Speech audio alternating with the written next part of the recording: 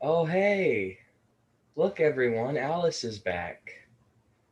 Hey, Alice, welcome back to the tea party. Today, Phillip and Dingo are here, and we were we were just doing the good old gab on the subjects.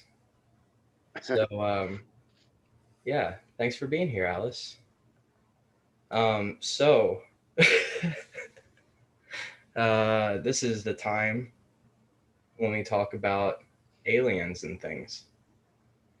So when we talk about aliens, people think extraterrestrials, but alien just means from another place, and that's that's a distinction I think is important because I think there's a great possibility we're greeted by aliens from outer space, but I think it's uh, there's another kind of alien, and that's dimensional ones where we call spirits, demons, gnomes, elves, so many different iterations throughout history, but there's a central focus around this kind of alien that exists on another plane. And what's interesting about that is because I don't know how distance works in a in that sense. What does it mean for one of these spirit aliens to be near to you? What does it mean for it to be far from you? I don't know if it's measured with distance where they just travel to one space, or is it more like a seems more like a frequency thing.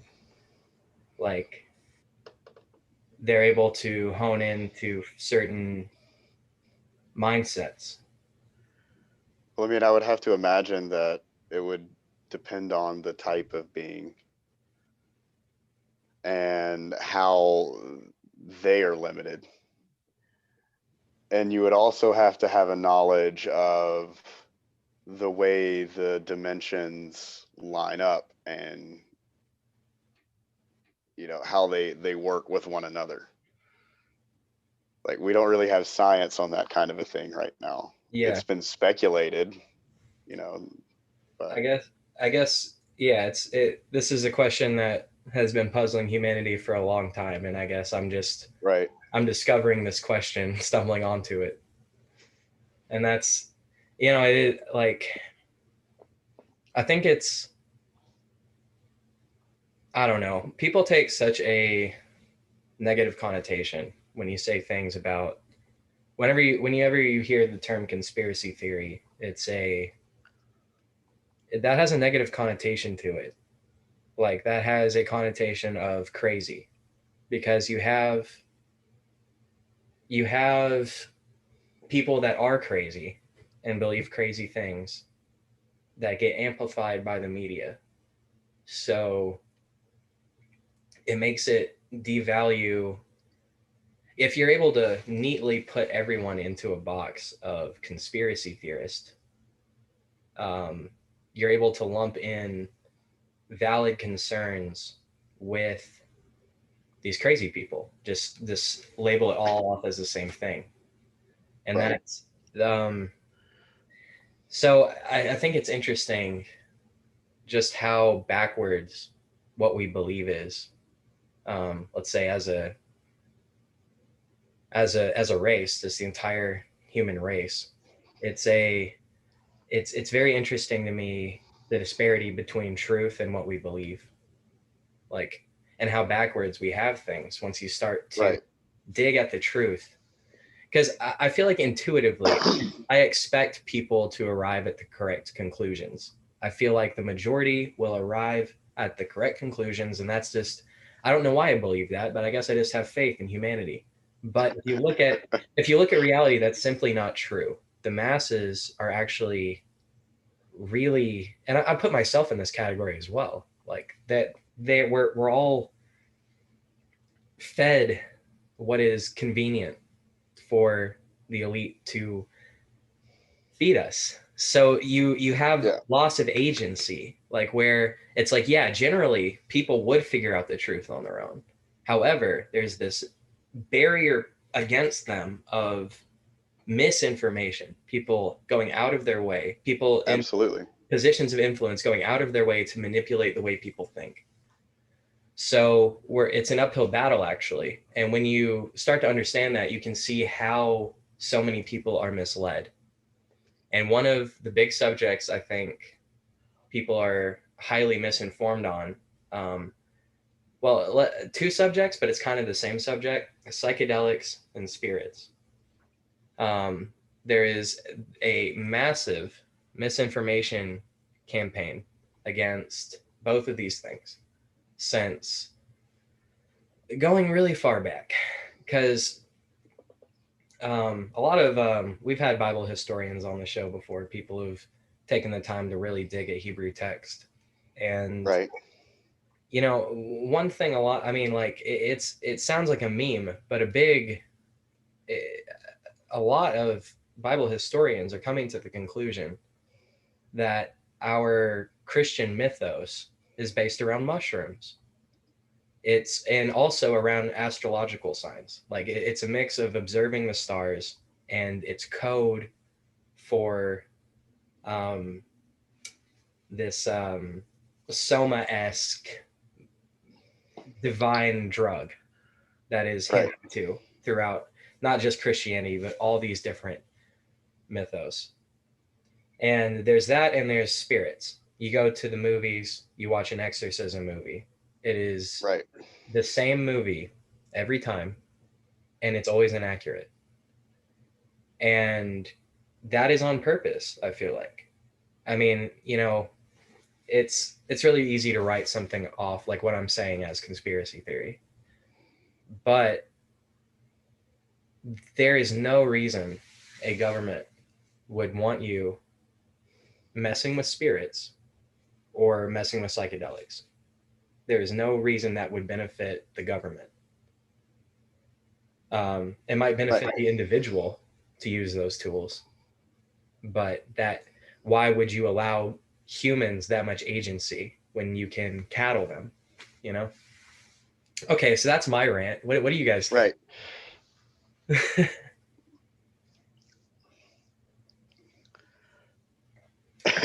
I mean, What do I think on that subject? I mean, I guess we're all in agreement about this. There's a huge Oh yeah, I mean campaign. misinformation is like a huge. It's everywhere. It's in politics. It's in religion. It's in culture. It's rampant. You know. Yeah, and Um, yeah, and there's a level of like, are we stupid or are we just ignorant because we haven't been given the truth. We haven't been given the right information right. or all of the information. This that Dingo, that reminds me of I've heard people criticize, in criticizing terrorism, they'll make claims about Islamic extremists, about these are shitty people, these people deserve to die, things like that. It's Right. pretty common rhetoric when it comes to terrorists. Um, but oh, there goes my well. Anyway, they're they but that's not really fair. And I think maybe because I came out of a lukewarm religious cult, there's a lot worse ones. But uh, I think that might have given me a little bit more insight to it. But people like, especially these Islamic terrorists, these jihadists, they are raised from birth to believe a single thing, and they Right. are also this is heavily enforced, you know, Well, socially. you see that in with Christians as well. Yeah, absolutely. Like it's very common in the big three. The Abrahamic death cults, if you will. Yeah, I know exactly what you mean. The For people at home, the Abrahamic death cult talking about that would include Islam, Judaism, and Christianity, because they all stem from They're all Abrahamic faiths. They all stem from Abraham. And they all love killing people for some reason. That's the case, doesn't it? Like, like the Crusades, like let's Yeah. just look at that for half a second, like. Yeah, I've never heard of any radical monks. Right. I'm sure they exist. I'm sure there's been a sect of like Buddhist monks that went That loved peace so much that they killed other people. Yeah, that's gotta have happened at some point, right? Yeah, right. I was No, see, monks set themselves on fire. They don't set other people on fire. It's self-harm, not harm to others. And you kind of have to respect that in a way, right? Like, yeah. I was talking to a friend the other day about we were talking about like these jihadists. It's absolutely fine to criticize a belief. There's nothing wrong about that. To say you have the wrong idea about this and you should change your idea. It's especially not a bad thing to say that when the belief is we need to kill anyone that misrepresents or insults our God or our faith. When you have a faith like that, it is absolutely okay to criticize that and say that's not okay. However, it's not what I have an issue with is some people take it too far, where it's like they start attacking the individual. Like, how can you be so stupid to believe this? That's just extremely ignorant of their situation. Like, they don't really have an option. Like, if you're raised as a radical jihadist and then you just decide, hey, you know what? Maybe Allah isn't real. If you ever voice that, I mean, they're just gonna like throw you off a building or something. yeah, you're gonna be executed most likely. Yeah. So that's the problem we're facing is not stupid people, but manipulative systems of control like that, like religion. Yeah. It's the religion itself, not the people inside of it. So, and because they're raised so devoutly, it's very, very hard to reason with these people as well, because you're challenging literally everything they know. So, I mean, yeah, it's just. Well, yeah. Like it's so ingrained from such a small age, such a young age that it's like, Yeah. it's just part of life. It's like breathing, like, yeah. And then, like, I see that in every area of life. Like, when you look at politics, too, it's like, it's really easy to look at these people just reciting words they've heard other people say. And it's like, you don't even really believe this or know what you're talking about. This is a cool thing that you heard. It's popular to say this. And it's easy to point at those people and talk about how stupid they are. But at the same time, that's what they know. That's what everyone around them Right. is doing. And especially kids growing up in this generation, like being on TikTok, being on Instagram, that is the standard. It might seem strange to an older generation, but this generation doesn't know any better. That's all they. Right. It's crazy, man. I don't envy parents right now. It's a scary time to be a parent. Yeah, it's not pleasant when you think about things.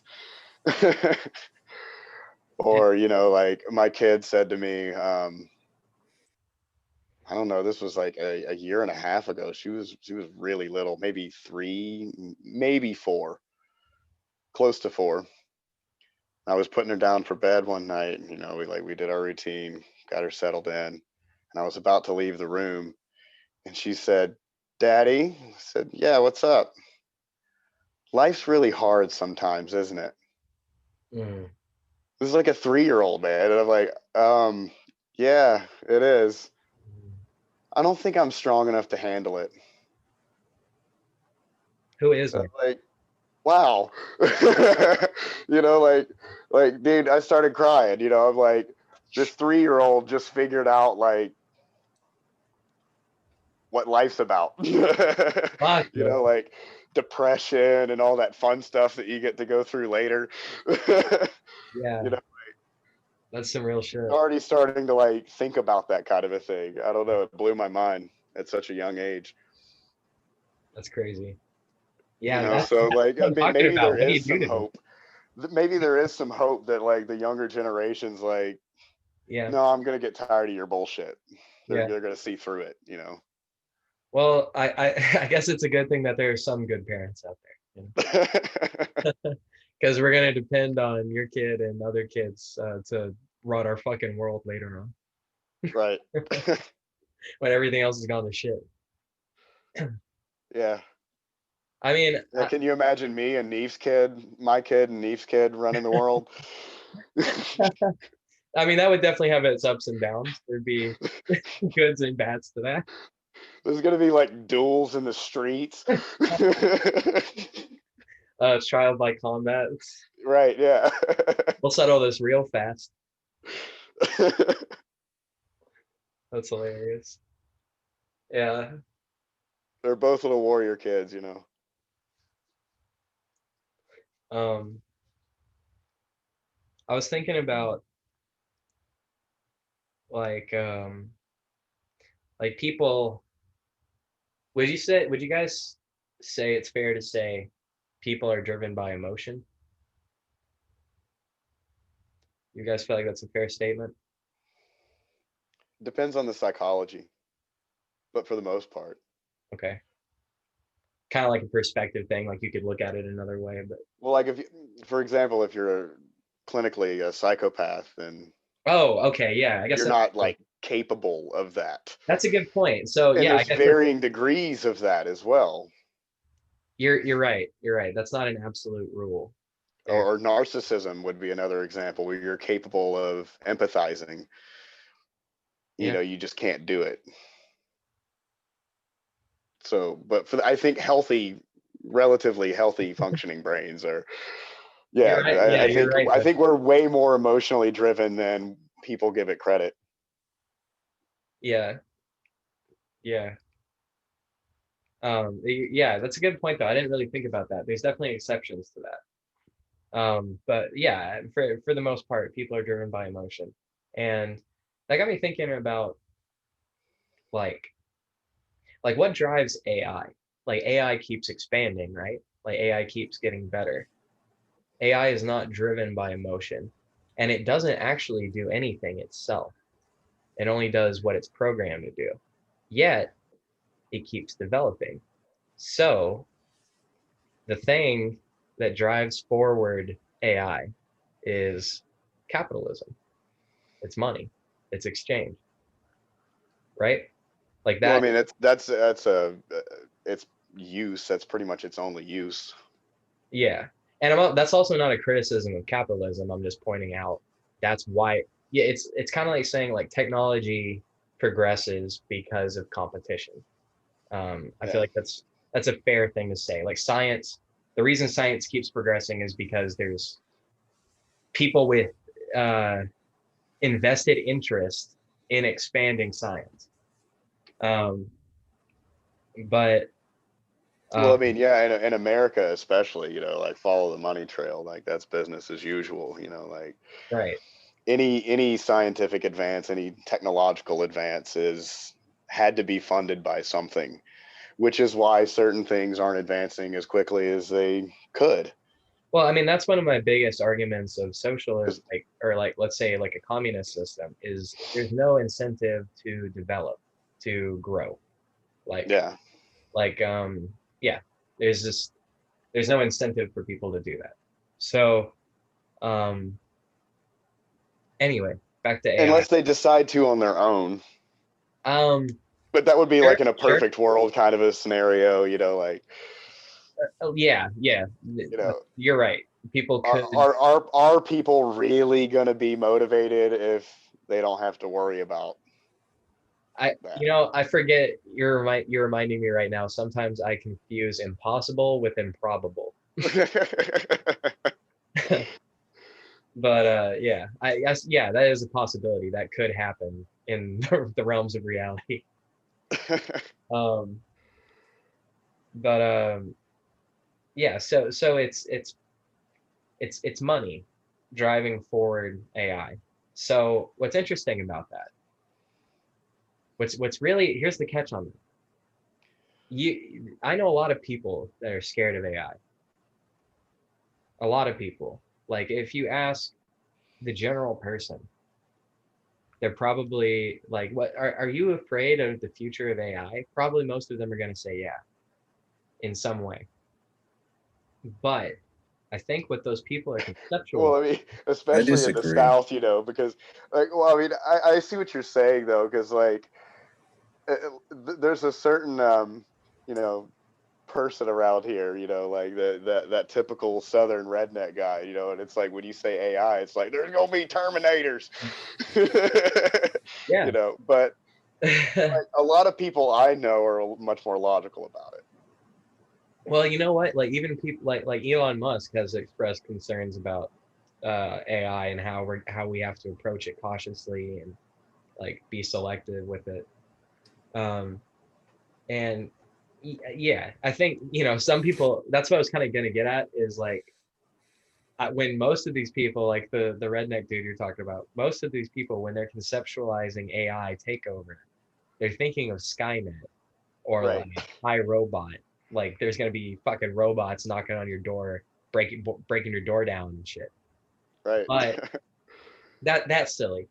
But like the real concern is a slow encroaching death that we accept over a long period of time because it's actually exactly what we want. So we allow this to happen because we keep benefiting from it. So no one ever stands up to stop it, and no one ever kind of like the argument on global warming, which I don't really trust the science on it, but I have heard this argument before where it's like if no one steps up and does something about it, then it's just going to slowly kill us over time, like that kind of thing. It's not an immediate Skynet takeover. It's Right. very gradual us giving up our rights to AI and that kind of thing, to where we make ourselves slaves, really. I think that's the fear. And, besides the rednecks, like the educated people are afraid of it. That's the I fear. mean, I'm already a slave to technology. I can't go anywhere without a GPS. I mean, yeah, it's I'm already happened. Yeah. fucked. I'm the same You way. know? I was raised with like the time I turned 16 and had a car, I had a GPS, so I cannot navigate my way around anywhere. I mean, Um, like I remember driving to Maryland by myself for the first time with printed off MapQuest directions. oh shit, Fuck that, dude. Like rough, bro. that That's rough. Yeah, was fun. I would just be stranded, dude. And Yeah. because I didn't have a smartphone. I had a flip phone at the time, right? So it was like, and then I ended up getting there, and the person's house I was staying at, their computer broke down, and I was like, all right, well, I know how to fix it. But I was like, okay, so where's the nearest place I can get computer parts? They're like, oh, Delaware. The hell? So I'm like, okay, so now I have to print off MapQuest directions to Delaware. Holy shit. And it was like all country roads and shit. And That sounds awful. I'm glad. That's what I'm kind of getting at. Like, I'm glad I live in a world where I have fucking GPS instead of having to do that shit. yeah, it would have Mhm. been way more easy. I mean, I'm like butthole puckered in the middle of the night, like down country ass roads, 800 miles from my home. I think the question we really need to ask ourselves is, are we okay with an AI takeover? Because we're already benefiting from it a lot. And I think, Yeah. like, that might be the course we go. First of all, I think it's inevitable. And I don't mean to be pessimistic, but I don't see it changing. I think that's what's going to happen. Uh, I just don't see a way around that, honestly. Um, So I guess we just kind of need to make the most of it. We have AI is the next evolutionary step of man. That's the Elon Musk theory, is like we're the jumping point for AI. Like AI is the true evolution. But what's sad about that is there's no Well, sentience. that begs the question. You said sentience. Yeah. Yeah. Or Well, I was I going to guess say that's that begs the debatable, right? question: what is consciousness? Yeah. And can you upload a consciousness Oh into yeah. an AI or not? I guess that's what we need to figure out. What is consciousness? Elon Musk probably knows. We need to get. Somebody needs to just ask him one day. Right. Yeah. Hey man, just wondering. What is consciousness, and how do we body it? How do we put it in an AI? Oh yeah. Let me go burn one and figure it out. All right. I think there's so much we're distracted from. Like I'm gonna go back to psychedelics, and mostly just because right now I'm reading True Hallucinations by Terrence McKenna. It's a really good book. But the history of psychedelics is just like I I don't I don't understand why it's illegal, which is like the hippie argument, I guess. But like there's no there's no valid reason why these substances should be illegal to begin with. And I would go ahead and expand that to marijuana as well. Like we're not talking about something like I don't know. We're not talking about hard drugs. We're talking about medicine, really. Is what we're talking about. We're talking about ancient medicine that is humanity has been associated with for as far as we know at least like 12,000 years. So, Well, there's a pretty simple answer to that. I mean, yeah. the use of any mind altering substance at all has always been condemned by the church. Right.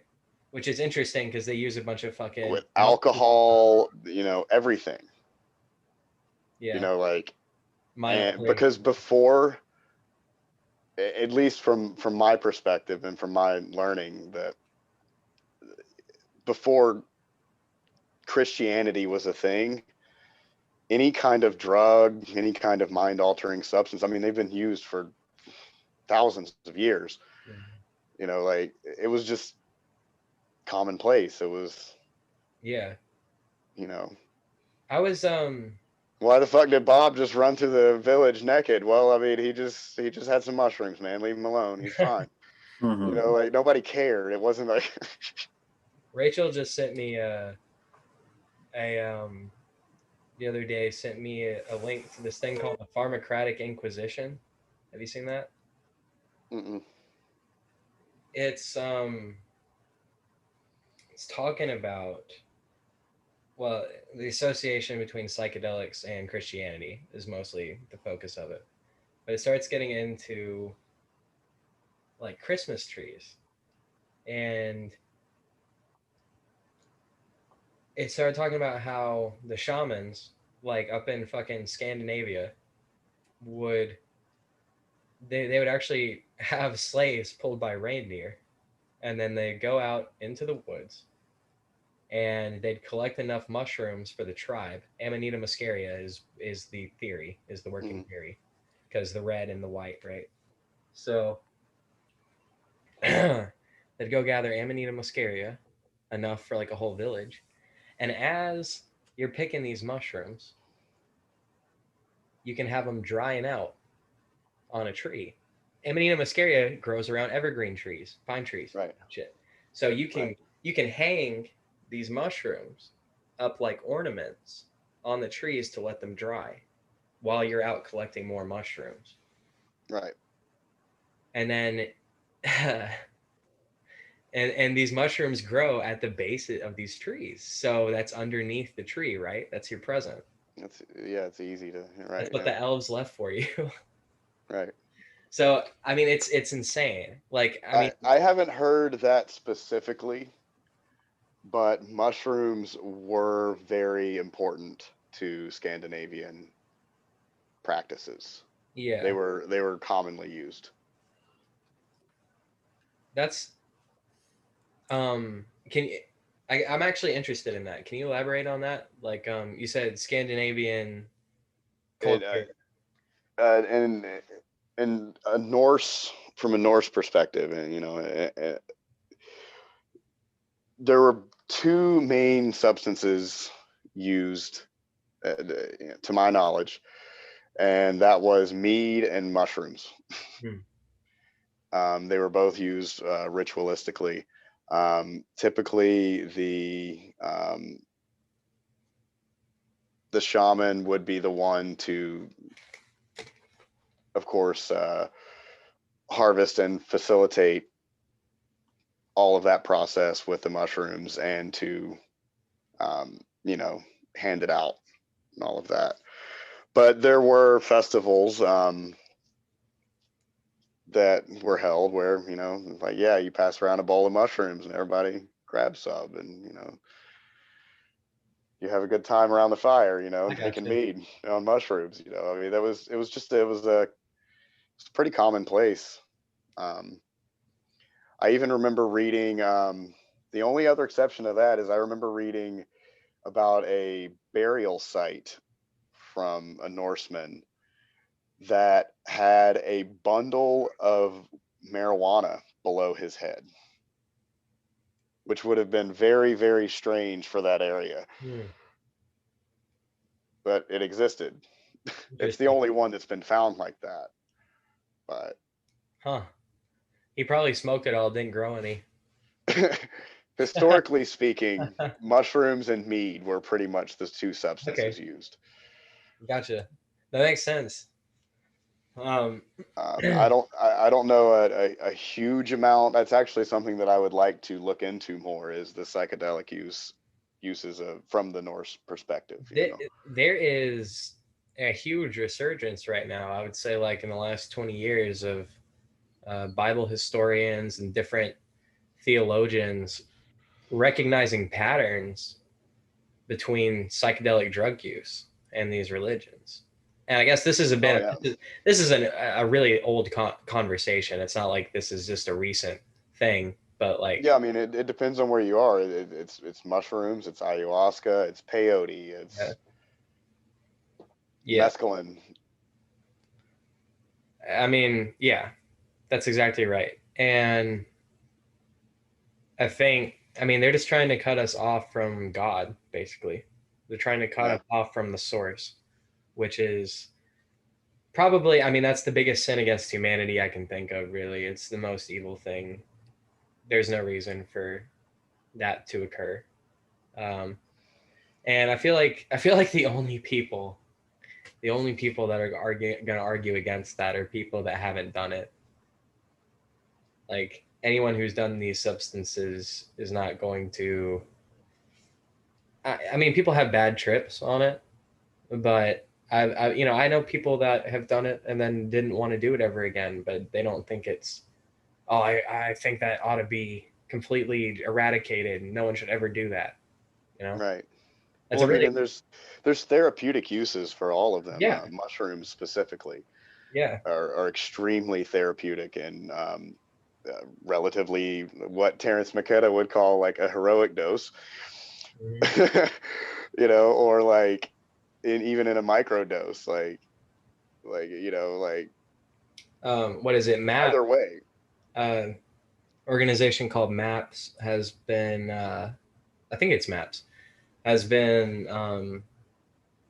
treating uh, soldiers with PTSD, treating Hmm. them with psilocybin and MDMA Yeah, to relieve. And they're also doing this with like cancer patients, like terminal cancer patients, like who have anxiety. You giving them psychedelics to ease their pain and make them more accepting of death and less afraid of it. yeah. Which, I mean, that is why is this illegal? I mean, Why? ketamine has been approved for use for depression. Actually, here's anyone watching like anyone watching this video, if you can give me an explanation for why psychedelics are illegal beyond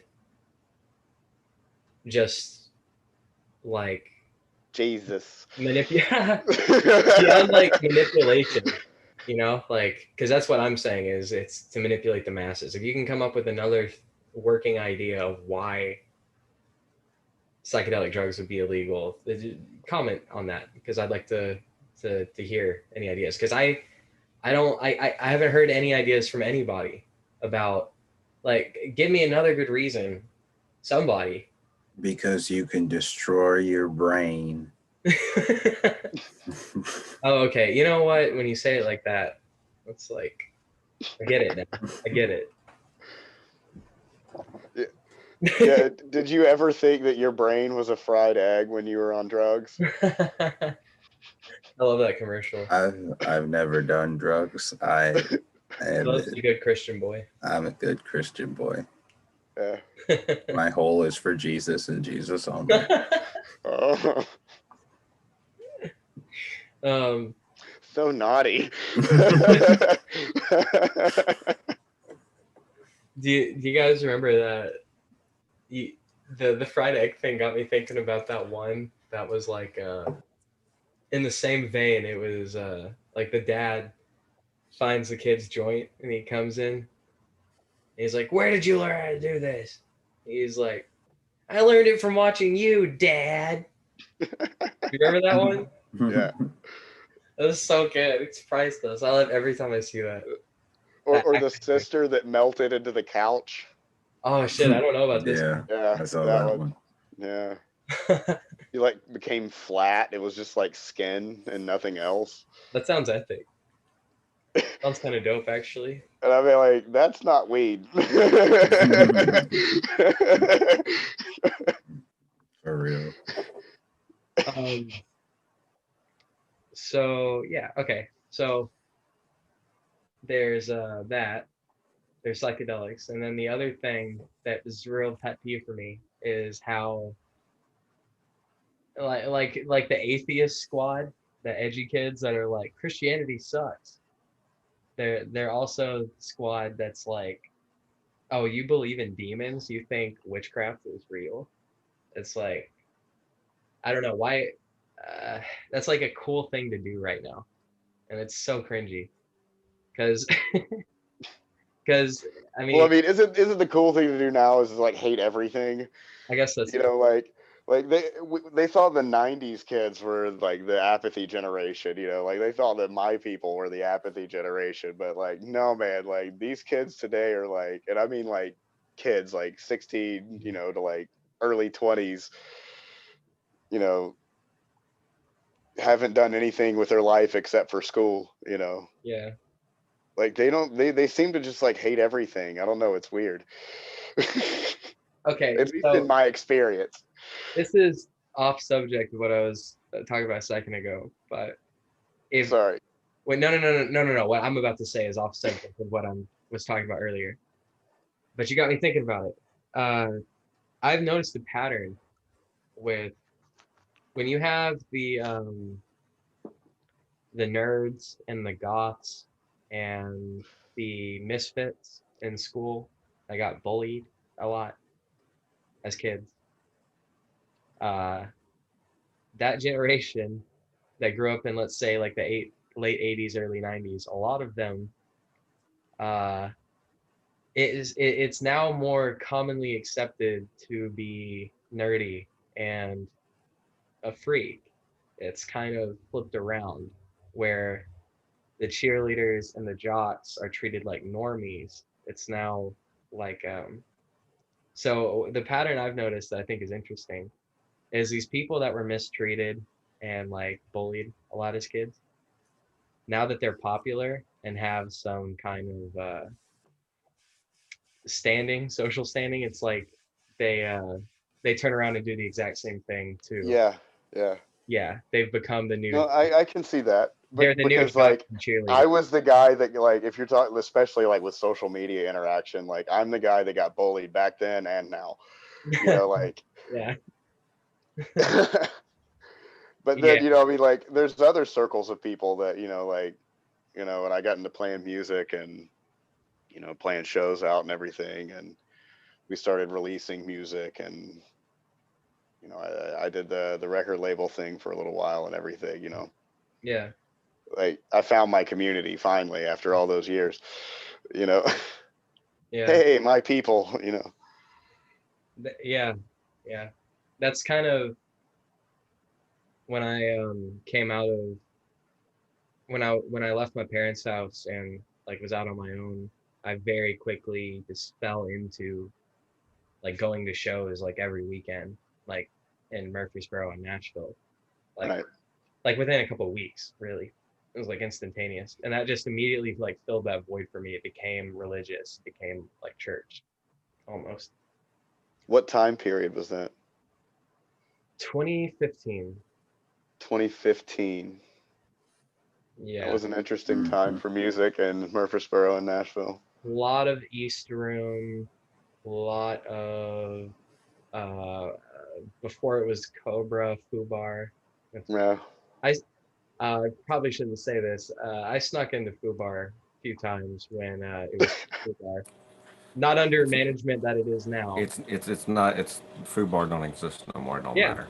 Okay. Right. Yeah. I snuck into Fubar a few before And because you that was snuck in. They didn't let you in. By the way, hey everybody. something. I'm not like how I come in right as I hear Murfreesboro, Nashville, and religion.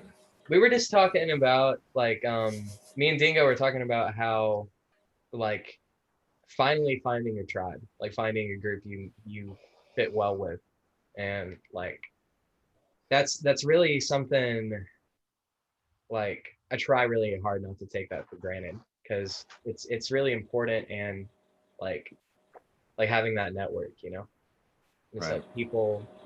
It's not even really important to share the same ideas because a lot of my friends, a lot of my tribe will absolutely tell me when I'm in the wrong. That's what I appreciate about. As a tribe, I think it's important. The big difference in a tribe or that mentality is the fact that you don't all agree. If you have everybody agrees on the same ideas, I think a tribe, that's a cult. That's Right. a following. That's a circle jerk. Right.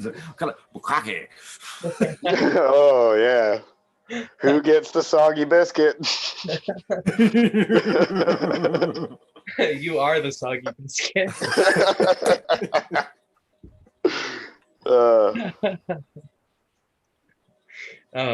But yeah, it is really cool to have like, yeah. I mean, it's got its ups and downs. Like no city or area is perfect. No scene is perfect. But like, I really like the positive aspects of the music scene here because I've definitely like shit. I know both of you guys just through going to shows. Just through connections, meeting people. Yeah. I wonder if there's something to be said about like a synchronicity about like getting pulled towards each other. You know what I'm saying? Like some sort of like like they say about the calling. Like you could think of it that way. It's not always necessarily going to be a positive, because if somebody is being deceitful or somebody's attempting to, ride a coattail or something, then they're obviously doing it on purpose to gravitate. And that's not gravitating. That's them trying to, manipulate or move towards you because of what you can do or anything. I get it. Here as of late, I've been running into a lot of musicians, especially because of, everybody being at home and not playing and not being able to get out, and they're hurting so bad to do stuff that, it's actually opening my doors up more to doing production because I'm able to help.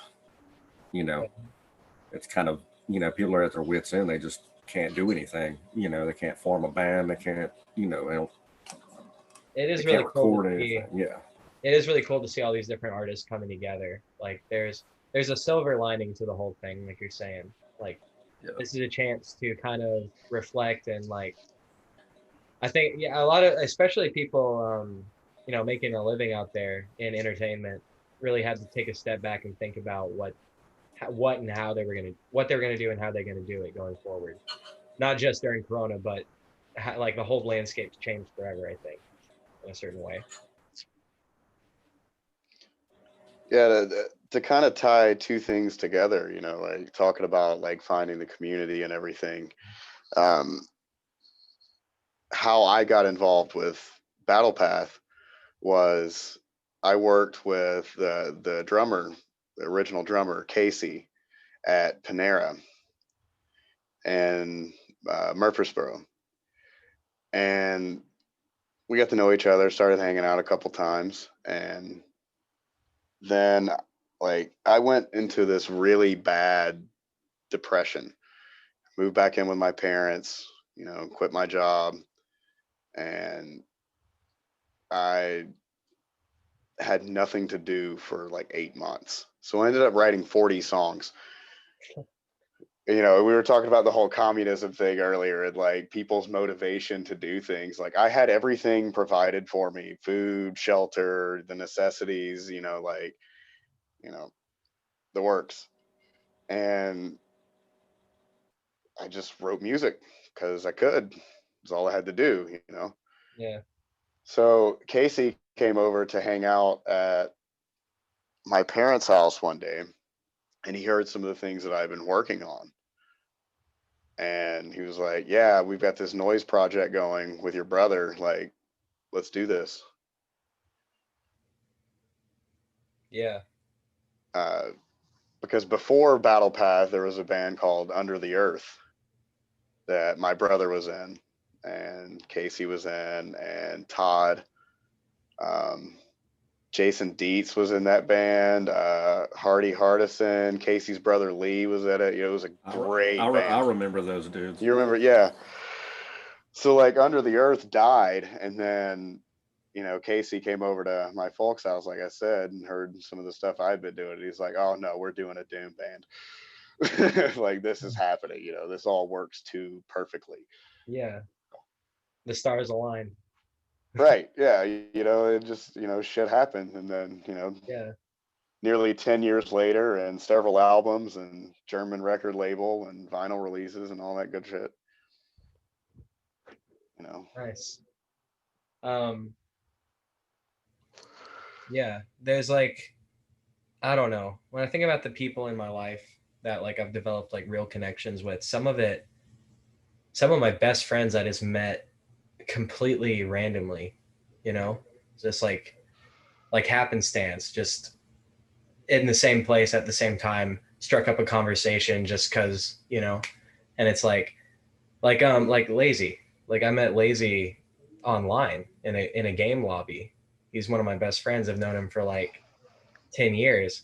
We met in an online game party and we just happened to match be in that same lobby together. And I just happened to send him a friend request. And that's like, that could have just not happened very easily. And that's how connections are made. And it's crazy. Think about. Yeah. I guess I don't know. It's one of those things where it's like saying that is so redundant. Like that's obviously how you meet people. But Well, that goes back to the, is it serendipitous? Is it yeah. is it the universe doing it? Is it a gravitational thing for a reason? Is it just completely random? Yeah. I meeting Dingo, was completely through a mutual friend of ours that I happened to be working with, and I went to work at a place that I was working a couple of nights a week part time. It wasn't even anything, and we shan't speak of that beast. Right, and it was the strangest thing because our friend had he worked with me, and he's a cool guy, but he and I started talking about music one night, and he brought up Neurosis and some non-normal metal stuff that I was like, oh, okay, you're sparking my interest here. It kind of shocked me that he knew that stuff. And then as time went on, he said, oh, I got a friend of mine that's going to come up here and work. I've told you about him, he plays, and lo and behold, that's Dingo, and then what, 10 some odd years later, 10 plus years later, here we are. Right. You know, That's awesome. I'm trying to remember when I met Dingo. Because I know I've seen you around for years, but I can't remember when actually. Like we met, like Yeah, actually spoke to one another. Yeah. I can't like. I definitely remember when you played that show at Autograph Rehearsal Studios with Which one? Black Oracle. Black Oracle. Oh With yeah, the only show that band played. Man, I miss that band. That was a good time. that I was was I was great. producing them, Man, Yeah. as a matter of fact. that Yeah. that We show. even like got like shit in the can, right? Yeah, I think I still got a tape around here somewhere. That was an excellent performance. But yeah, I remember that. And who else played that night? It was the B band, fucking uh, B Bong. B-Bong and Gravity Cosmonaut. Yeah, yeah. I remember. I was. Oh man, I I was feel talking. like there was one other, but I could be wrong. I think it was this same night. I was talking outside with a guy. And there was like 4 or 5 of us standing around. I didn't know any of them. I don't remember how I arrived in this circle, but uh, I went. We were passing the peace pipe around, right? And Right. um, I I the guy standing next to me, he was one of the guys in B Bong because he still had his B outfit on, and I just handed the thing to the gentleman next to me, and the guy in B Bong is like, "Do you know who that guy is?" And I'm like, "No, what do you mean?" He's like, "Have you ever seen the Shrek is Love video?" I'm like, "You mean like Shrek is Love, Shrek is Life? Like it's all ogre now, that one? You guys know what I'm talking about, right?" Yeah. Early 2000s meme. Oh, fuck, Neif. Damn it. Neif, you got it. Can you do me a favor and mute your audio and pull it up real quick so you know what I'm talking about? Because it's Yeah, I'm gonna go get some Teaminade. So yeah, I'll check that out. just I look hope up I Shrek. don't regret this. Look at Oh, you will, but do it anyway. Look up Shrek is Love, Shrek is Life, and then come back to me. I shall return. Well, yeah, so you know what I'm talking about, Dingo. He's like, that guy made that. And I'm like, no fucking way. Are you serious? He's like, yeah. And he's like, hey man, tell him about it. And then the guy goes, oh, he looks at me, he's like, oh yeah. Yeah, I made that video when I was like 17. Um, and he's like, I'm actually putting out an album soon. It's called Anal Linguist. Yep. And then he showed it to me. I And I'm remember like, that album. I was like, oh shit, you're serious. That was the most surreal fucking night. Because I Yeah. saw you guys perform, and then that was just such a random thing that happened. I've never seen that guy again. I think he was visiting from Florida or something, but Yeah. Yeah. that was so funny. Yeah, just like the random shit that happens at a lot of local shows is just like so memorable and like irreplaceable. Right. Yeah. And it's like I've seen like the strangest bands and like the weirdest venues in Nashville. Like, do you remember the Little Hamilton? No, I was gonna say that may have been a little bit before like when you yeah, started to follow the scene. I Do think you so. remember the Owl Farm? No, Okay. The Little Hamilton ended up being the Owl Farm. But anyway, the Little Hamilton was this garage in the middle of a residential area. nice, And it was like 2 or 3 miles from the zoo, nice. and I saw, and I'm going to name drop some things that most people probably won't be familiar with, but like I saw Tombs there. I saw The Body there. I saw Dark Castle, U.S. Christmas. Wolves in the Throne Room. Like, I saw all kinds of crazy bands that like some of those guys are on like major labels now and things like that. Like I saw them in a garage, you know. Yeah. Yeah. That reminds me of like Mouthful or something like that. Like I've seen some great shows out there. Some crazy shit. Those are the best venues, man. This is the fucking best. Yeah, like the Little Mouthful, Hamilton, like they had a bucket underneath the sink, and that's how you flush the toilet, was to dump the bucket in the toilet. nice. That's Yeah. pretty dope. It was that style of place. And it was like a squat too. Like people lived there when there weren't shows being put on, but it was still like a garage. Okay. That's epic. I had a house party like that. I was like living in the basement. We had Fable Cry and Francis at in the foundation plate, which was Nice. what at my time was my bedroom. Because I was living down there. Yeah. Like fuck like I already said Mouthful, but like Trenzalore. Um I mean actually the show at the kitchen is pretty cool. Like there's been some stuff like that, yeah, like you're saying, like just the really low like that like literal garage bands. Like well, let's go play in a garage. Yeah, except like, well, like I was talking about the Body earlier. Like the next time I saw the Body live was opening up for Neurosis. I'm You not know, like familiar with Neurosis. Neurosis? Uh-uh. Really? No, I'm I was hopelessly sheltered until the time that I was Yeah, yeah. 18. So you kind of got a Did, bit. did did you hear that, Dave? Uh-oh. Hopelessly sheltered. Yes, I was aware of that, and the video you just had me look up is more proof of that. Yeah. Phil, Alex isn't familiar with Neurosis, man. Oh, that'll change. I've been Right? Yeah. That we got to give this boy an education. yeah, educate me, guys. I'm Always down. Show me some good music. I'm always down. he's working his way to that. Yeah. I know what I know. Like, Neurosis is a heavy chunk to bite off, especially when you go back to the first two, like I did. Yeah. There's a Well, lot I of mean, really, like the whole thing is just, right. especially if you follow the progression, it's Yeah. insanity.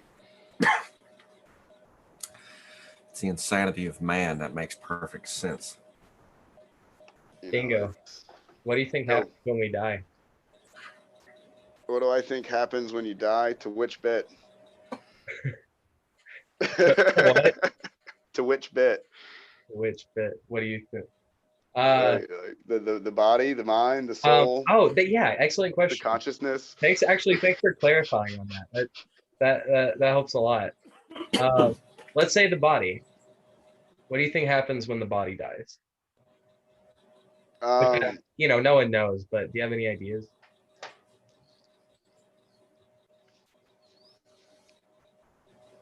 You know, I've had one experience with that, and there's two friends that can attest to this.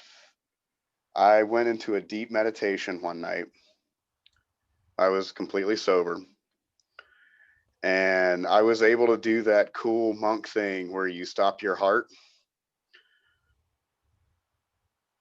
Like they were like monitoring, like one guy had his hand on my neck, as I recall, like checking, and like it stopped, or it slowed down to the point where it couldn't be felt. I got to that kind of meditative state. Wow.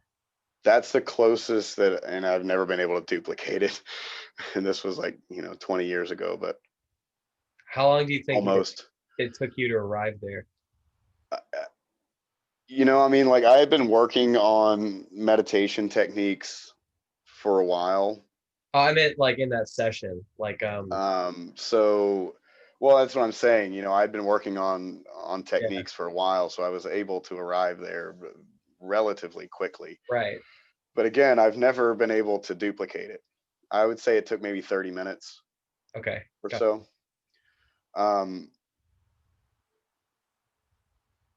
Having experienced something like that, where it's not like I was asleep, but I wasn't really awake either. I was still conscious. Okay.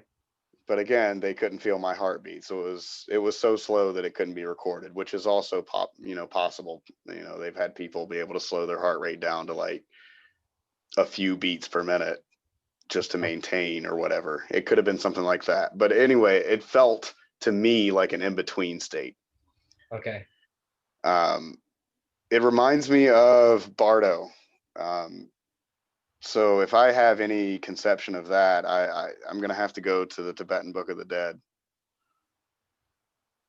to what happens with the body and the timeline, because that's the most concise representation I've seen of it in writing. Okay. And it's similar to that experience I had. I'm not super familiar. What I think I've heard that there's multiple options for what happened in that belief system, right? Like there's several different ways that can go, is my understanding. Well, the Tibetan Book of the Dead is kind of especially the first part of it is more of a textbook of how to properly deliver the consciousness into the void. Okay. So it's like there's passages in there that you should do this activity for about the time it takes to eat a meal. Like there's arbitrary time frames and things like that, but it's all about the preparation and staying with the body for X amount of days. I can't recall it right off the top of my head. It's been a long time since I read it. But they say it takes 40 days from the time that 40? you stop breathing. It's a 40-day passage into the other Yeah. side. Oh, wow. Until you either get chanted past or you go and you speak and you answer your question. Right. Okay. So after that's after you die, or Yeah, that's after, the brain function ceases, after the physical body dies. wow. Okay. So They believe that the consciousness is still held within. It's still It has to lingering be around. properly facilitated. It's still lingering around in this plane for 40 days. It takes 40 days for you to go to see the deity who you're answering your questions to, unless you're chanted. And that's why they have all what he was talking about, all these preparations. It's a big manual on how to bury your dead, and how to chant them and make sure that they don't have to deal with that and they can go right past and make their decision or, be reborn. okay. Go dive into their new copulating parents. Right. You're ultimately sent into Bardo. You're ultimately sent into the void. Okay. Correct me if I'm wrong, Neif. Bardo, right? That's the term. I'm just gonna take your word on it because I'm horrible with terms. When you start getting old and yeah, it's been a while since I read it. I'm lucky that positive. I'm lucky I can match up the ideas with the title of the freaking book. Okay. So you have a 40-day process, and then you're either reincarnated or you do what exactly? Stay in the void. I think there's supposed to be, and I'm reaching here because I can't remember. If it's 7, it's like between 7 and 12 different places you can end up, basically. And that's, where everybody really wants to be is human again, because that's where you can experience everything. You can be a god, but gods can't experience with the human experience. They can't. Yeah. So that's why in all tales of all religions, you hear about the gods taking human form, wanting to be human form, have some weird enviousness to the humans. You know, you can be a beast, you could be an evil entity, you could be a evil spirit. You go into a hell. There's a version of hell of suffering. You can be reborn as a peaceful entity. I think it's several different things, and because it's so old and because it's Hindu, it's you have to people got, especially with most religions, as you realize, speaking about them not anywhere near their language makes them not sound, you can't describe them correctly, Right. kind of like Japanese. Japanese have a word that describes the sound of water hitting a leaf, and that's specific, and it's a word. Things like that. I don't know if that's the actual thing, but idea that there's so many words and things in that language that you can't really break down their ideas in the English the same way and conceive them right. Same way with that. I mean, that's Hindu from 3,000 years ago. Phillip, are you trying to enter that meditation where you stop your heart right now? I really was. I was trying really hard until you said something. I was getting close. I could feel the heartbeats not do That's it. the thing, man. Don't try. If you try too hard, it doesn't work. You have to just let go. Surrender to the void. So, do you believe in poltergeists? Because we've talked about spirits quite a lot. Yeah. Do you have any experiences with spirits manipulating physical reality without some sort of vessel to do it through?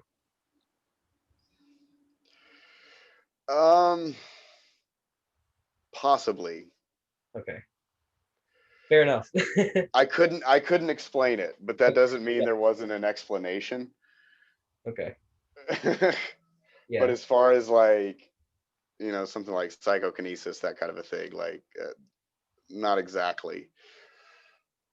When I had Jesse on the show, he was describing something moved or tipped over, like a jar or something when it was close to his hand. I Yeah. thought that was really interesting because it was just something really subtle, and he thought it was really strange. He wasn't sure really why it had happened that way.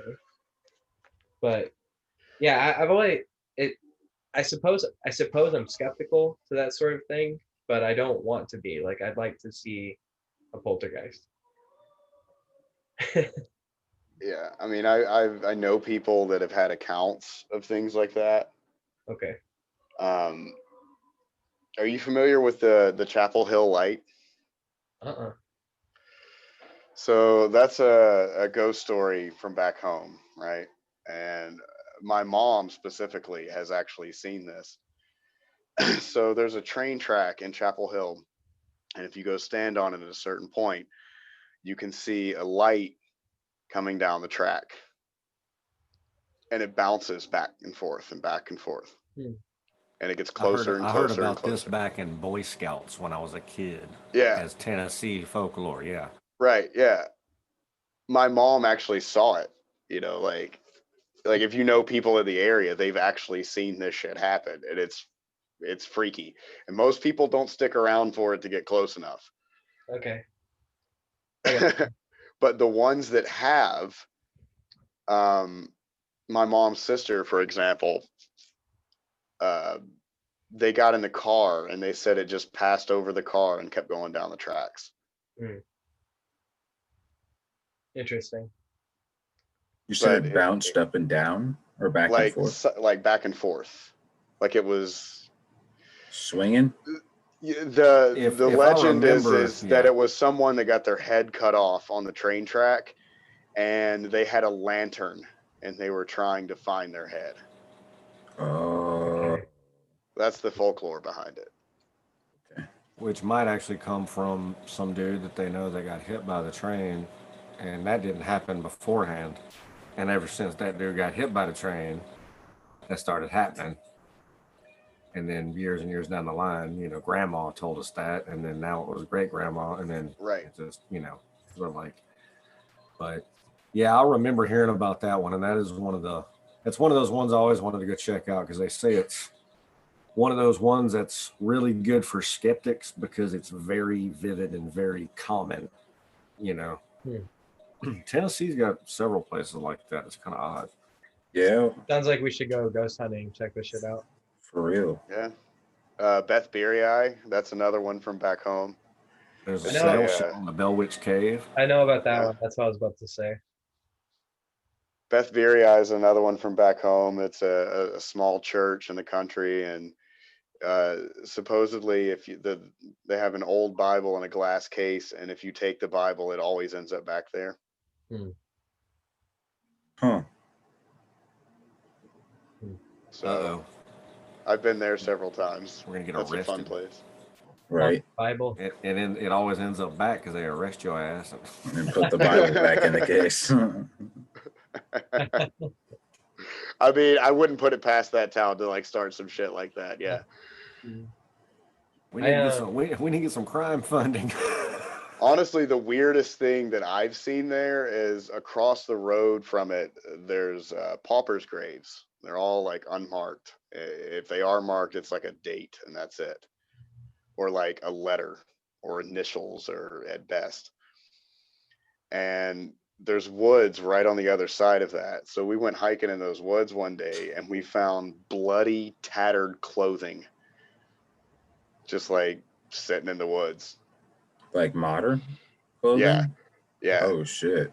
Yeah, that was the weirdest thing I saw there by far. Like the ghost shit and everything. I mean, it's kind of eerie and everything, but yeah, like straight up blood on some tattered clothes in the middle of the woods. Like, in that area, like fresh some ghost. nasty shit went down. Trust me.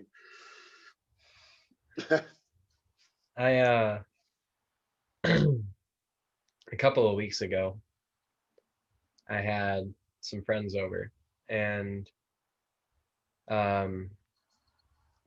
contacting spirits is something I talk a lot about with my friends, and they wanted to experience that. They wanted to sit down at a board and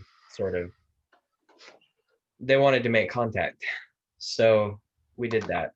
We all sat down at it, and one guy had done it once before with me, and the other guy had never done it at all before, which this is something I've done quite a bit. And we sat down, and whenever I use a board, I do a little ritual beforehand where whoever I'm practicing with, I make eye contact with them and hold eye contact until I feel like I'm there. You know what I'm saying? Like to that point.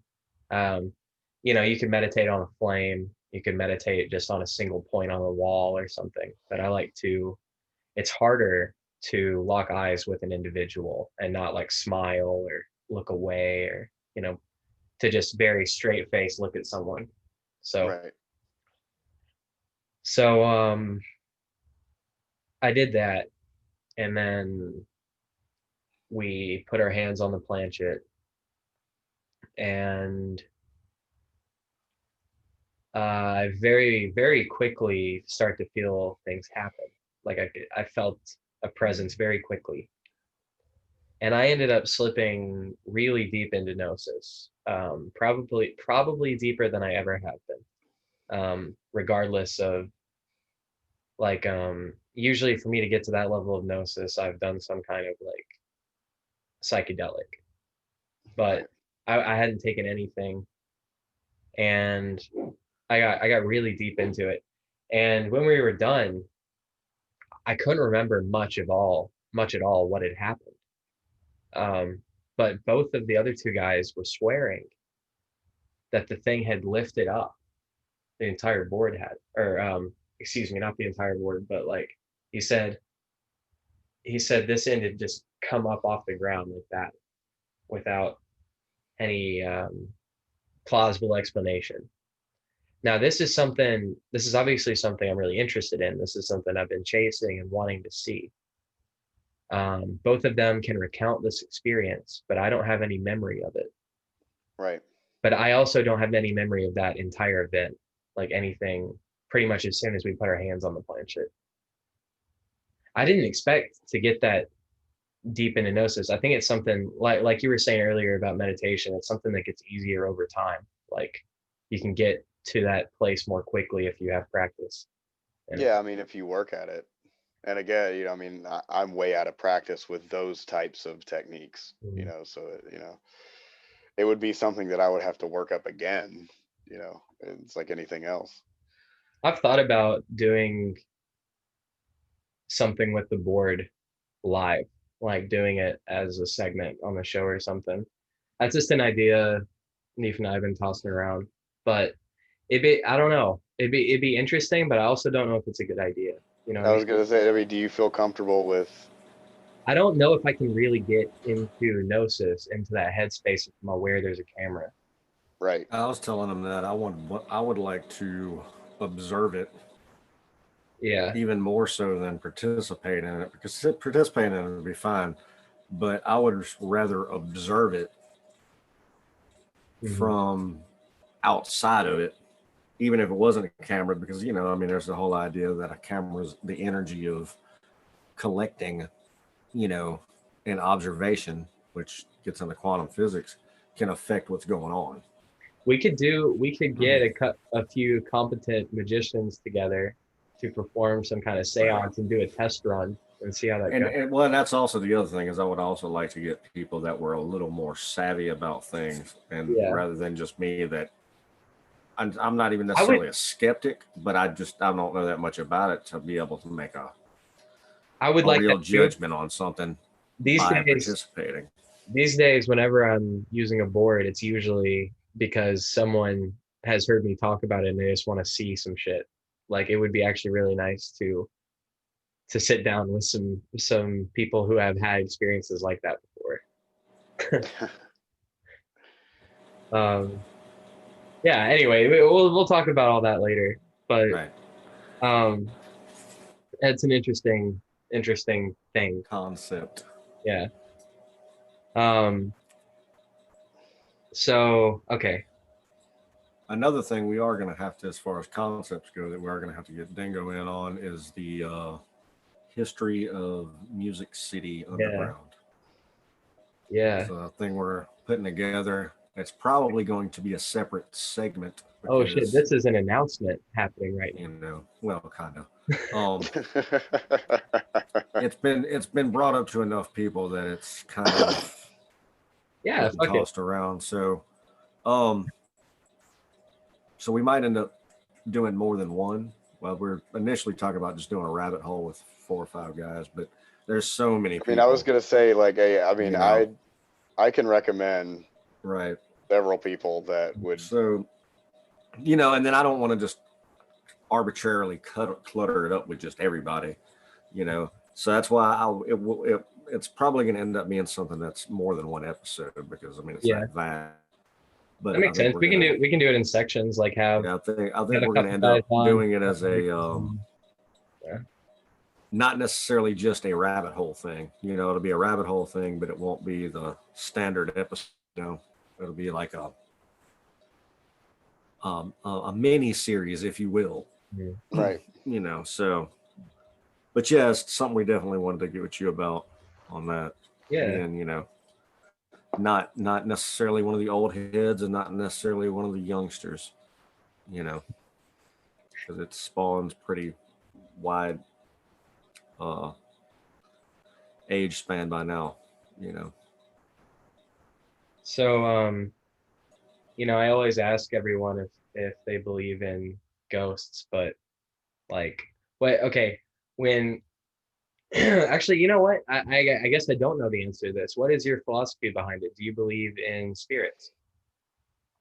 Like, obviously, we've talked about you've had encounters with these things before, obviously.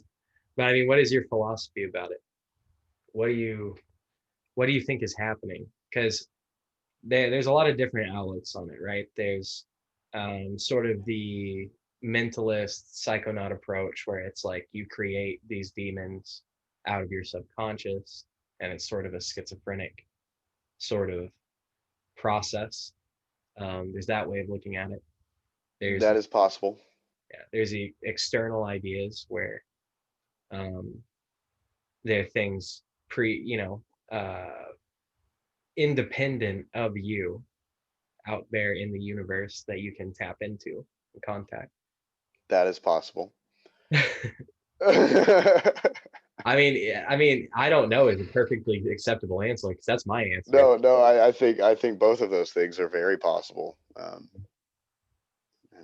Yeah, I would agree with that. I don't have a good answer. And it goes way further than that. I mean, there's multiple perspectives and types of things. Like I touched on that a little bit earlier. Like it depends on what kind of spirit you're talking about. Like. So actually, me and Phillip were talking about this the other day. Dingo, are you familiar with the terms servitor and egregore? Those might be exclusively chaos magic terms. I'm not sure. Yeah, I think they're mostly chaos magic terms, which I'm not extremely well versed in. Well, just to lay it out real quick, the servitor is a servant class spirit that you create, right, out of your imagination, but it's not really imaginary at a certain point. It sort of takes on a life of its own once it's right. So yeah, you have a servitor, and then an egregore is the same concept, except instead of a servant, it's a god class. It's something you serve. Right. So Phillip and I were actually talking about the other day, and I don't think we ever really arrived at a clear answer. I think, I don't want to speak for you, Phillip, but you and I both believe in servitors and egregores, in man-made artificial spirits. Yes. Okay. Mhm. But we were also debating whether there are external spirits as well, in addition to those kind of spirits, which I don't know. I'm not really sure about that. I believe that there are. I just can't say exactly where I think they came from. But I think if we have the ability to create these spirits, then something else out there would have the ability to do it too. Okay, so what you're saying is these gods may be artificial, but not necessarily man-made. Yeah. Okay. I mean, I think everything has an origin. I don't know. I can't really say that. Like, I don't believe in. I think everything has to be created by something. And I think that there has to be intent behind everything created. So, like, I think to an extent, everything is quote unquote artificial, but it's hard to say where, like, the top tier oldest god would have come from, Maybe it's a time loop. Maybe we create God later on, and then he goes back in time and does all this. So like, yeah, okay.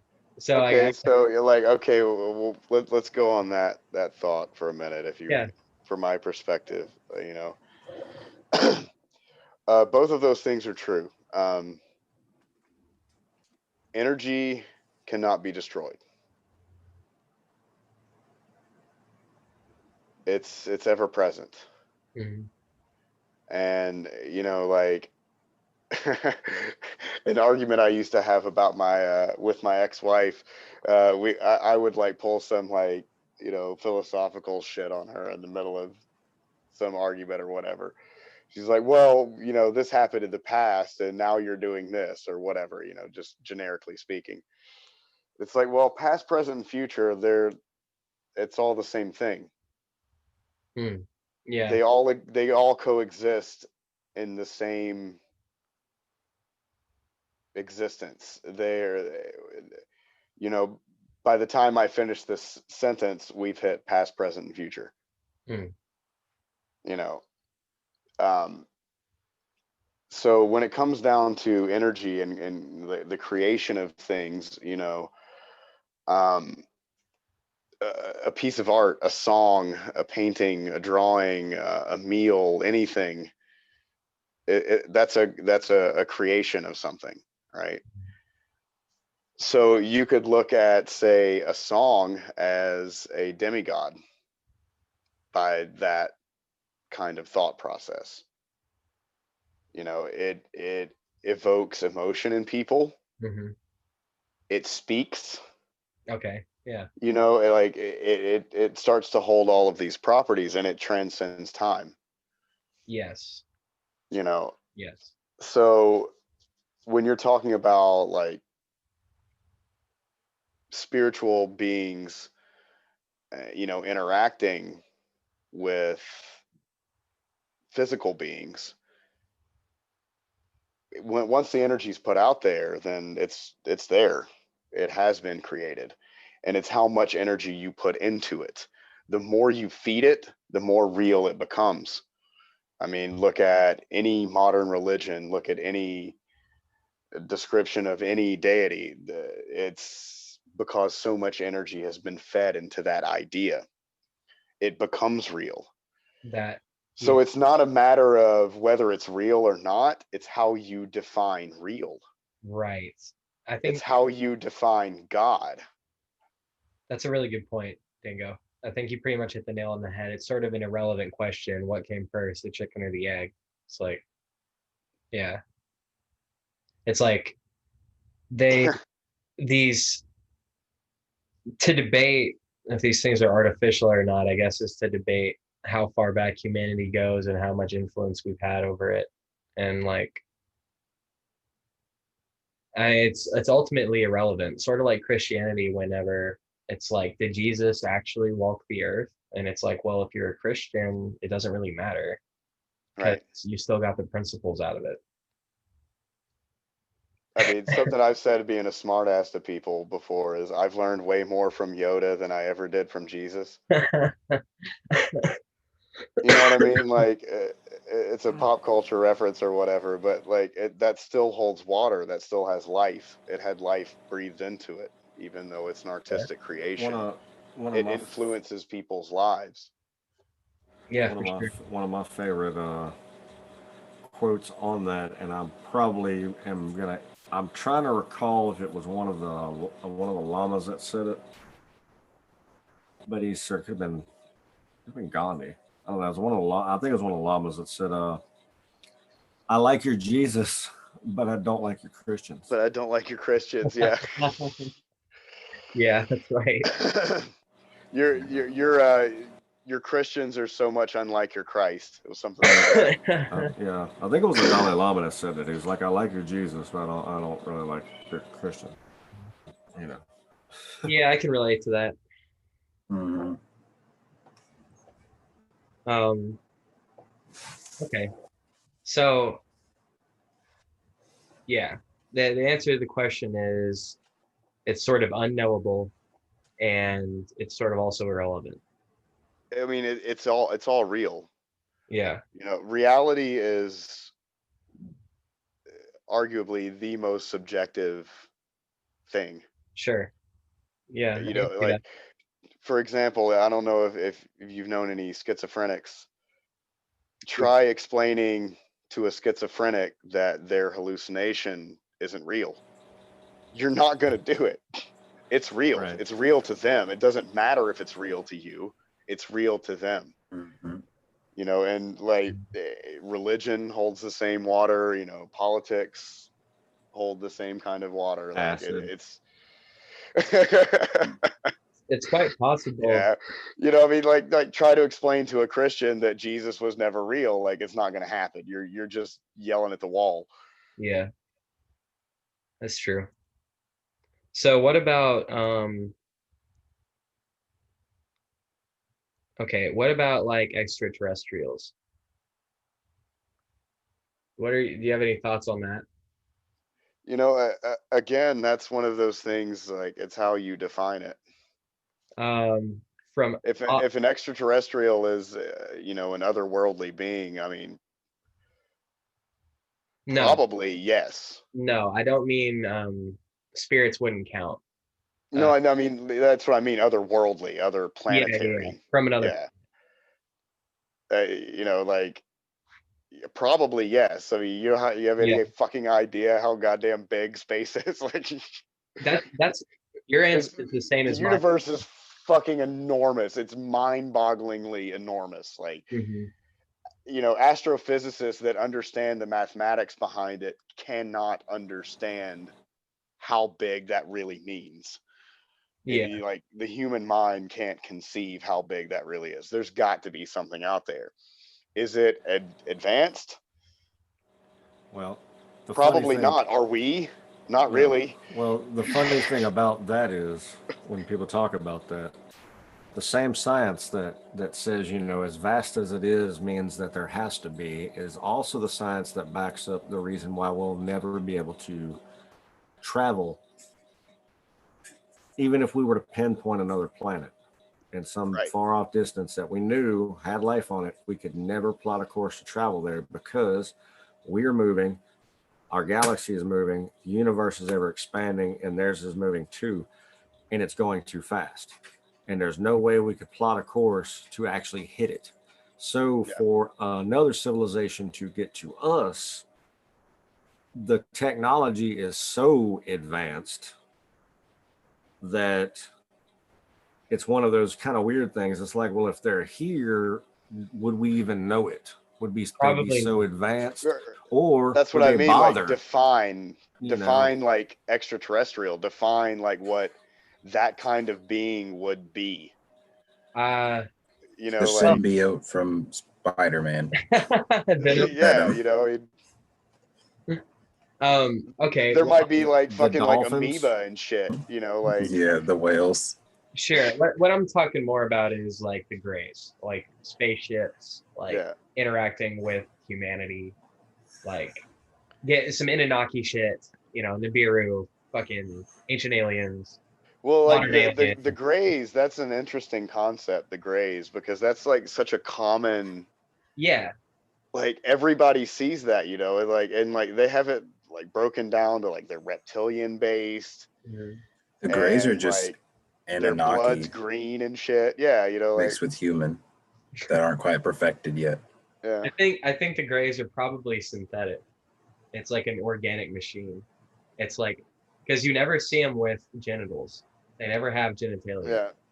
So, and in no depiction, that's Well, always we were talking about AI earlier, like the grays could just be like droids, basically, yeah, yeah. But what if their obsession with anal probing?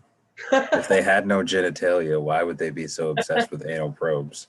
Well, that makes a lot of sense because Well, I if mean, you if look, you and didn't it's not have just that, one, yeah. like, it would be interesting to see somebody that did. And so it's like, well, you have no holes. Like, what do these holes do? Well, it's Figure this also out. I was watching something the other day that I was talking about, basically talking about different people that had all these crazy experiences and the relation between them. And that was one of the things I talked about. It wasn't just probing. I mean, it was very, um, fluid samples, things like that, to where it was kind of even more invasive that they talked about. But at the same time, you got to think about what do we do as a species when we come across some animal we ain't never seen before? And we go test it and pick it up. If we don't kill the thing before we test it, we do the same crap, probe it and prod it, and what's in your butt. Dissect it. How do you reproduce? How do you drop waste? What do you eat? I mean, that's all they're doing. Right. They're picking us up, going, well, let's see. Oh, this is where the waste comes out of. Oh, this must be, wow, these things are weird. Which makes you wonder if it's like a collective hallucination, the grays, because it's like, that's a very human perspective on it, Yeah, Right. like, used for science, but that's true. Or I guess you could look at that the other way, Dingo, and say maybe we're so scientific because of the Greys. right, Like, right. That's it's true. That's actually a also very true. gray thing. We're just It's a very gray thing, yeah.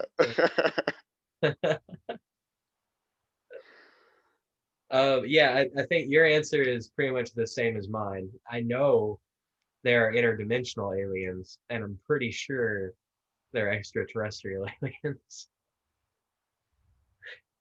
Yeah, I mean, there's got to be something, man. Something somewhere out there. Yeah. The You know, pyramids. well, I was watching Astro a zombies. podcast. Yes. Astro zombies. I was watching a podcast the other day, and they were talking about aliens and shit. And one of the guys said something that I had never really considered. It's like, what if there are aliens, but we are the most advanced civilization of all of them? How fucking sad would that be? Yeah. You know, that they got here on by accident. Yeah. Like, we're actually smarter than them, you know, and like, damn. Like shit. We're the arbiters of life. That's not good. That's a Right, bad no. thing. What I if so we were talking about AI earlier, right? And um how it's fueled by money. Like AI progresses because of money. that's all technology? Yes, yeah. That's actually what we got into is science Right. in general. But and because that's true of science, it's also true of AI science, AI technology.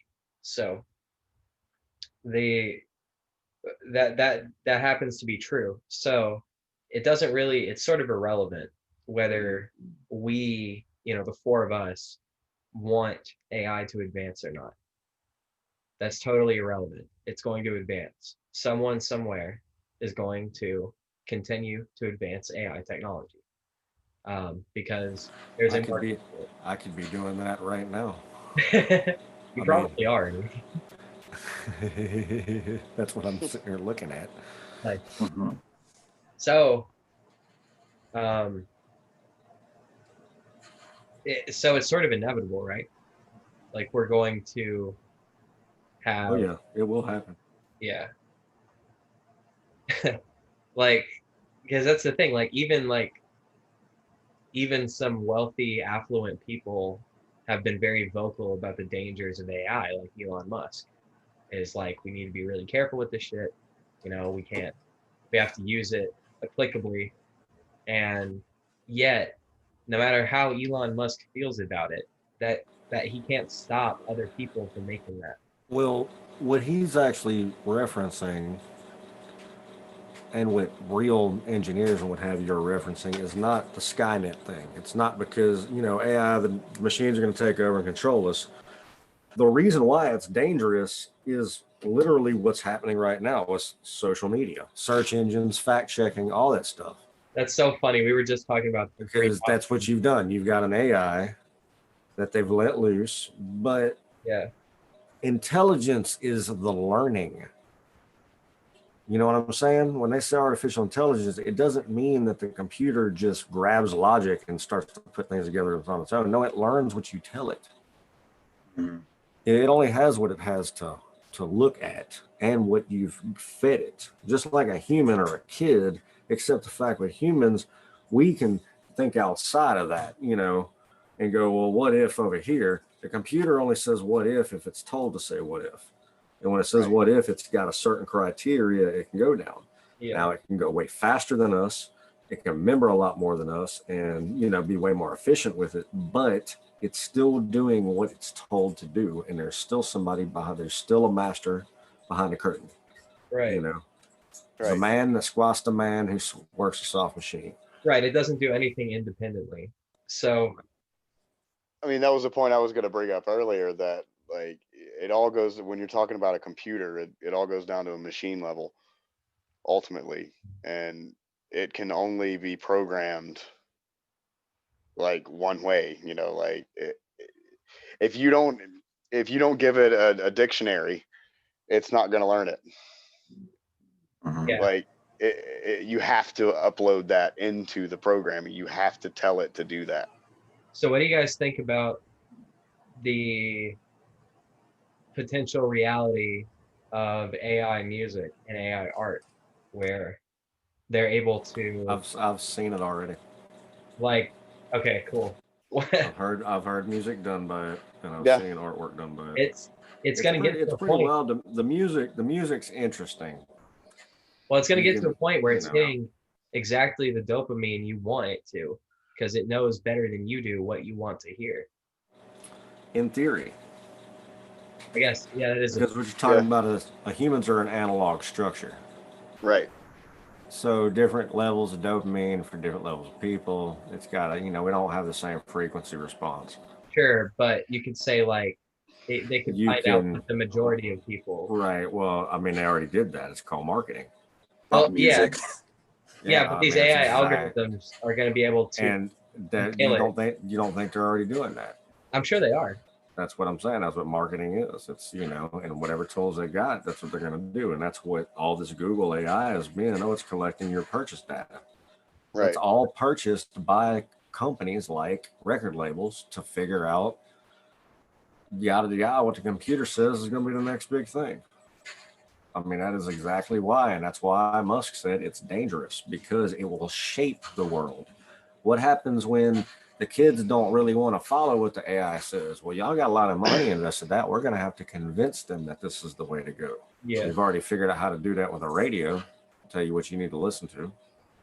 Right. Now we're doing it with social media, telling you how to think. So, yeah. Like I kind of hate to use another Star Trek reference, but like there was an episode of Deep Space Nine when he wanted to make his dad's gumbo. His family, he came from a line of cooks, and he wanted to make his dad's gumbo. And one of the guys on the ship made fun of him and said, "You can just put that in the replicator and make gumbo." And he said, "The replicator doesn't have my dad's gumbo recipe. It doesn't have my family's recipe. You got to do it from scratch."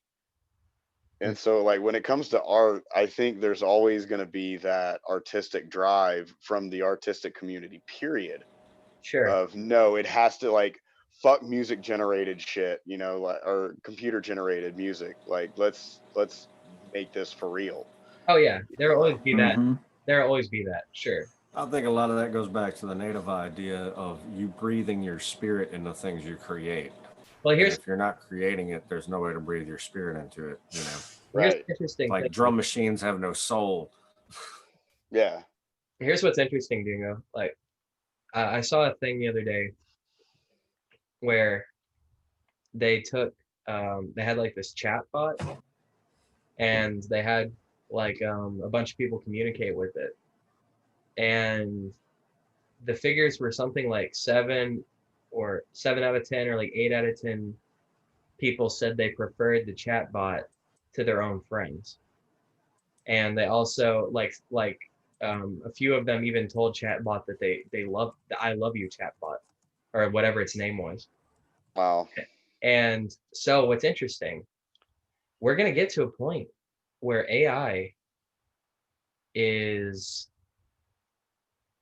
we're going to get to a point where AI is better than hanging out with your friends. It is how.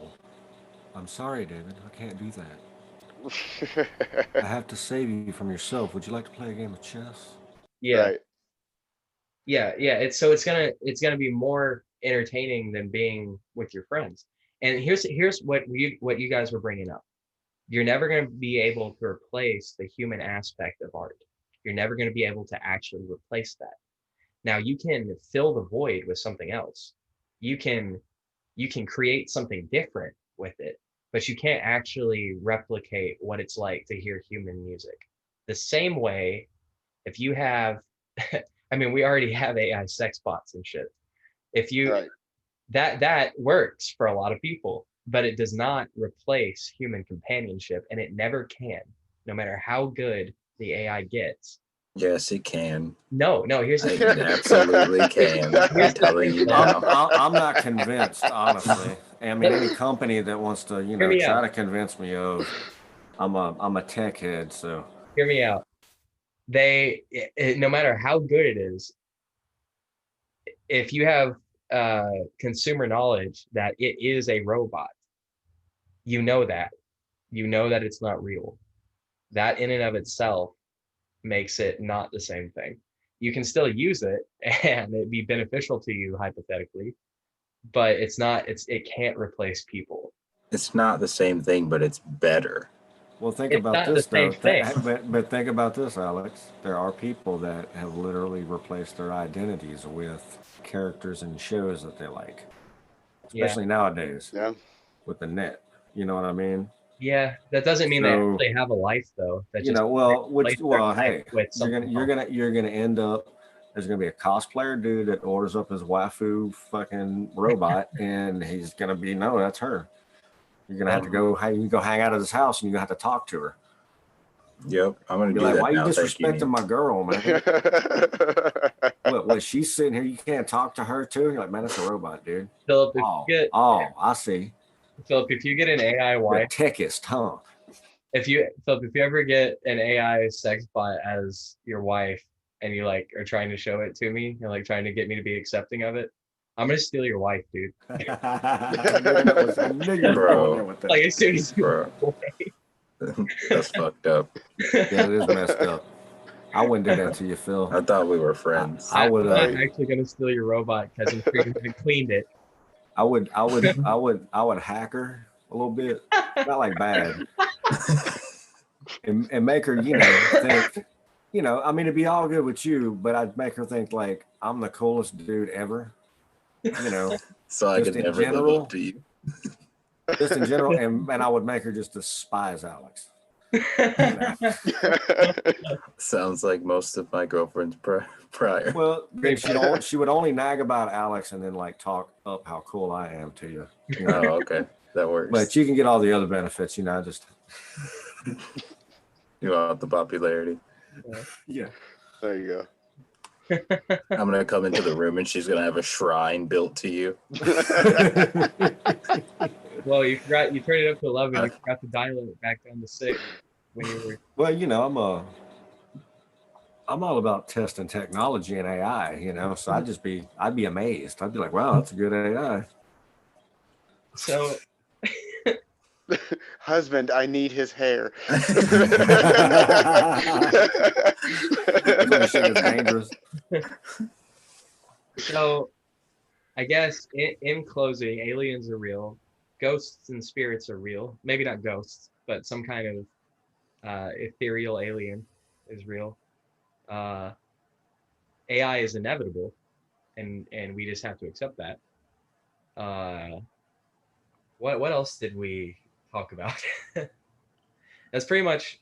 Oh yeah, and we talked about the afterlife. So, I think. I mean, this is like.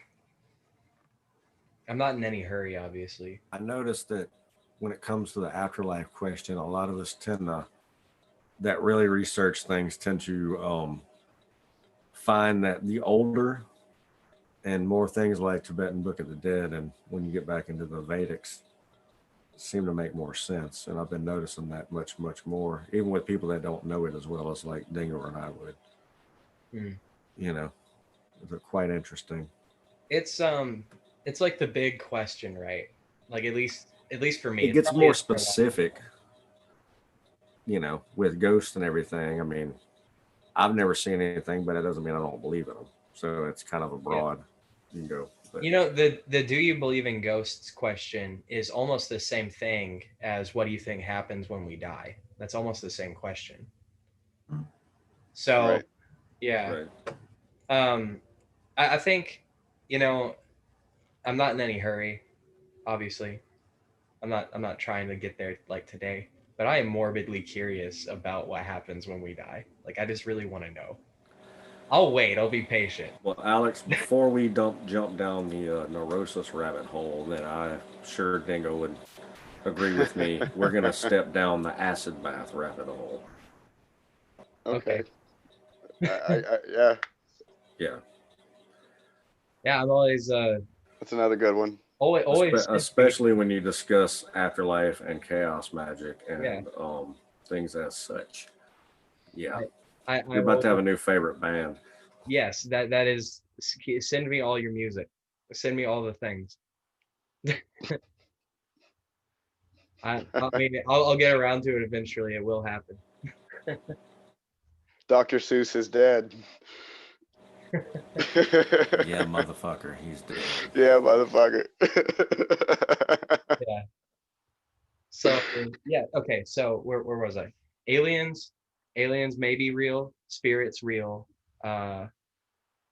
after we talked about what potentially could happen in the afterlife, and AI. We talked about how that's inevitable, and then we talked about how even though that's inevitable, we're also irreplaceable in that way. At least maybe we didn't all agree about that. About us being irreplaceable. I guess no. Philip's nodding his head no. I missed that part. Okay. I mean, and to be perfectly honest, I'm a little bit gray on that. You know, Y'all are all part of me says irreplaceable to that, me. like, you know, like humans are that weird part of the equation. You know, like we're that gray area that, you know, like we can make a difference, and we are a little bit different than other animal species. And then the other part of me says humans are just fucking scum, and we should all die and like get the fuck rid of us. We're a failed experiment. You know, I'm torn between those every day. You know. The Anunnaki should have put their seed inside of cats and made the Khajiit. They would have made a much better prime species. They've been much more efficient down here. Right. I would agree with that. But I think, there were the forgotten children of the Anunnaki that were like, oops, we don't need those dudes no more. Well, just they'll be all right. I think we probably fucking killed them. We probably killed all our makers. Well, it's kind of like, you know, people leave a few stray dogs off and they mate with the coyotes, and they're like, well, they're kind of whatever, just they'll be fine. I think they probably used people to, you know, harness gold and, you know, use us for slave labor. But then it didn't go the way they expected, and now they're all fucking extinct. That's what the pyramids are. The pyramids are actually spaceships to take all of the riches that the pharaohs amassed I have heard that. to the Anunnaki, and they just, since they're not around anymore, those spaceships never took off. Yeah. One of the last ones I had left that never launched. I can't tell if you're trolling, Philip, because I've actually heard something like that before. No, I'm being serious. Yeah, okay. No, I was gonna say that's a theory. Yeah, like that's a thing. Well, you know, coming up in 3 years, Rabbit Hole trip to Egypt to launch the fucking pyramid. Yeah, let's go, baby. We're taking the ship in Nibiru, bro. Next up is on Nibiru. Who knows how to fly a pyramid? Fuck. We'll figure it out by then. I'll get somebody on here that can claim. I'm slightly Egyptian. I might. I know a space cat. You're the closest, Phil. It's on you, man. I mean, I studied a lot of Egyptian texts, so like we'll figure it out. Maybe Phil and I could figure it out.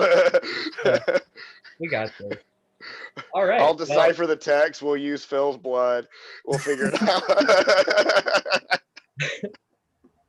Well, gentlemen, this has been great. I will I'll get a group chat together where we can all discuss how we're gonna fly the pyramids and organize that event. So absolutely, yeah. So that stay tuned next week for when we fly to Egypt and board the pyramid and launch the pyramid. Yeah.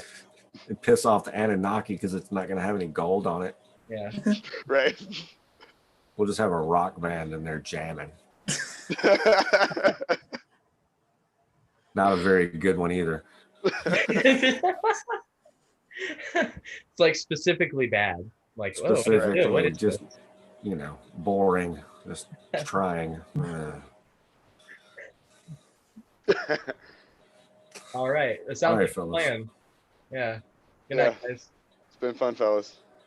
Peace. Yeah.